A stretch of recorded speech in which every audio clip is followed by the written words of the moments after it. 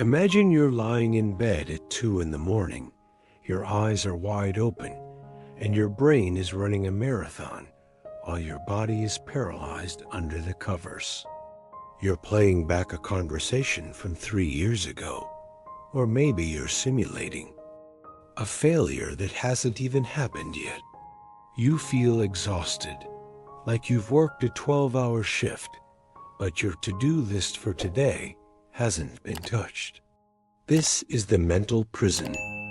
Most people think they have a productivity problem or a lack of discipline, but the truth is far more dangerous. You are overthinking your way into a stagnant life. You aren't lazy. You are trapped in a feedback loop of your own making.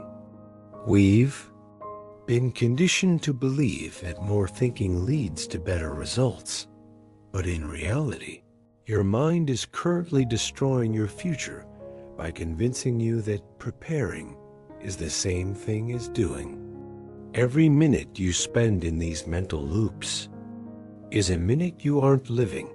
And while you're waiting for the perfect moment or the perfect plan, the world is moving on without you. This video is about the secret to breaking that cycle, a secret hidden in the ancient wisdom of Krishna that provides a blueprint for fearless, decisive action. The trap begins with your intelligence.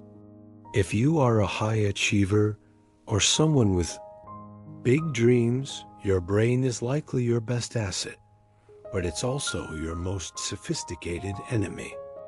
In Western culture, we worship the intellect, but we often forget that thinking is merely a tool, like a hammer. If you carry a hammer around and hit every single thing you see, you aren't being productive. You're being destructive. Krishna's perspective in the Bhagavad Gita teaches us that the mind is a wonderful servant, but a terrible master. When your mind starts telling you, "What if?" 1,000 times, it's not trying to help you. It's trying to protect you by keeping you small. There is a massive difference between thinking and wisdom. Thinking is the noisy, chaotic process of analysis. Wisdom is the quiet realization of when to stop. High intelligence actually makes you better at making excuses. You can rationalize why you shouldn't take a risk or why you need one more week of research with such logic that you actually believe your own lies. You have to realize that your inner voice isn't always the voice of truth sometimes. It's just the voice of fear wearing a suit and tie. This brings us to the core philosophical shift you need to make. The karma of motion. Many people hear the word karma and think of some cosmic scoreboard of good and bad. But the literal translation of karma is action. The universe does not reward your intentions. It doesn't care how many great ideas you have written in your notes app, or how many vision boards you've created. It only responds to movement. In the Gita, Krishna explains that you have a right to your labor, but never to the fruits of your labor. When you overthink, you are obsessing over the fruits, the results, the outcomes, the what-if scenarios. This creates a zero-energy state. You're revving the engine while the car is in neutral. You're burning fuel, but you aren't going anywhere. Overthinking is a form of mental friction that slows down your momentum until you eventually stop. To break this, you have to adopt an action-first mindset. You have to understand that a flawed action taken today is infinitely more valuable than a perfect plan that never leaves your head.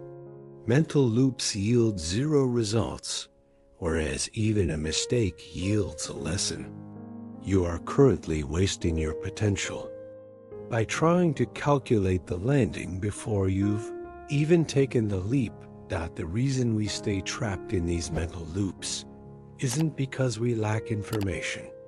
It's because we are terrified of being wrong.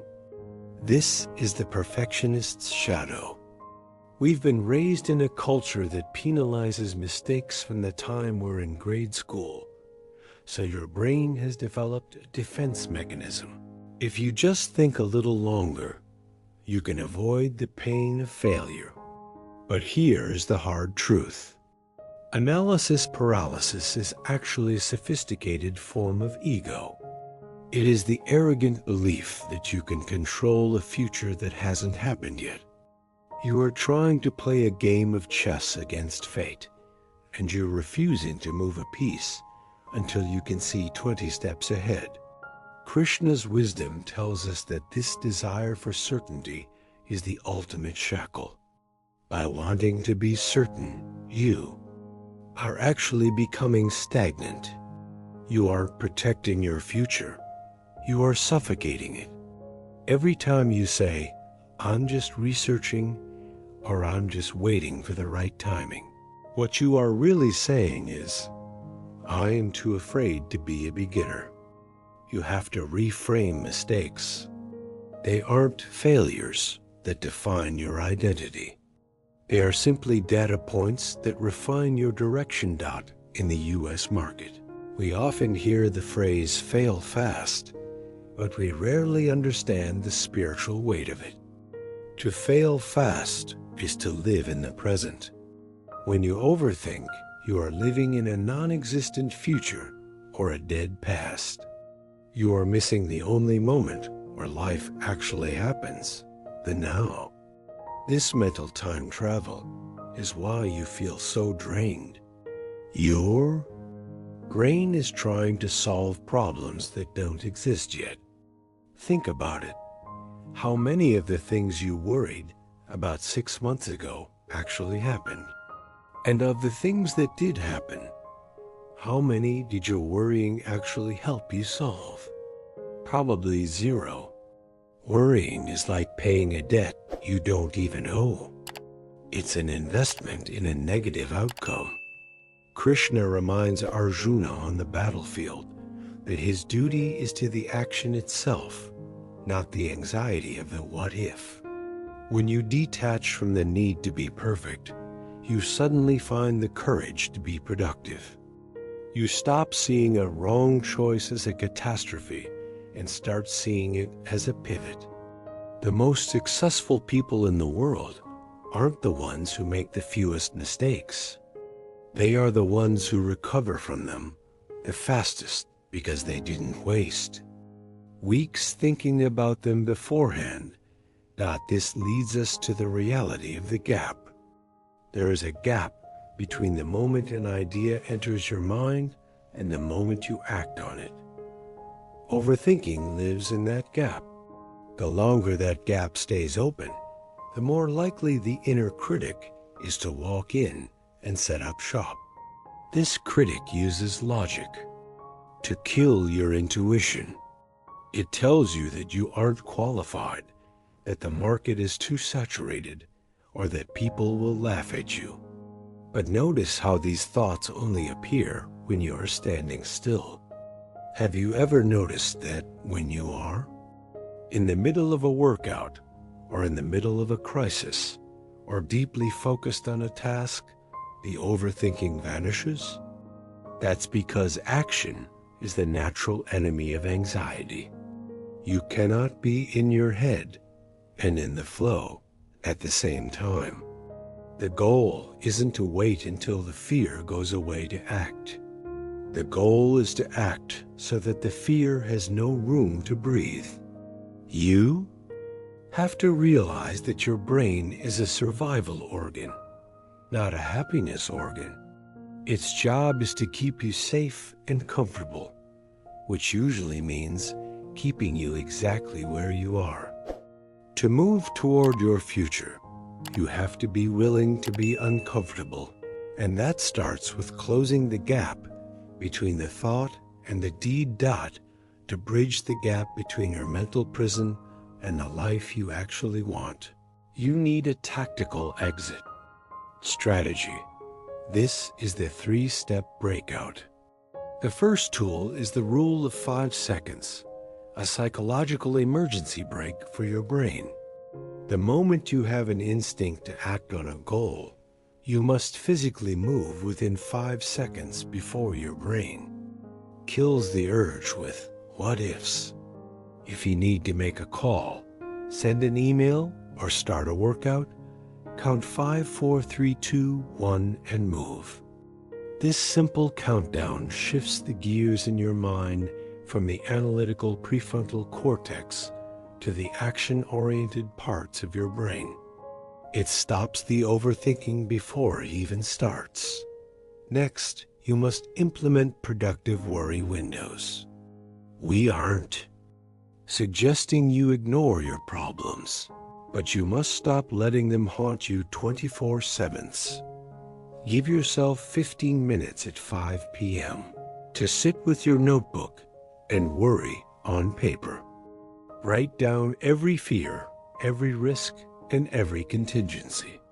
Once that window closes, the thinking is done for the day. This creates a boundary that prevents your thoughts from bleeding into your sleep and your productivity. Finally, you must adopt the smallest possible action.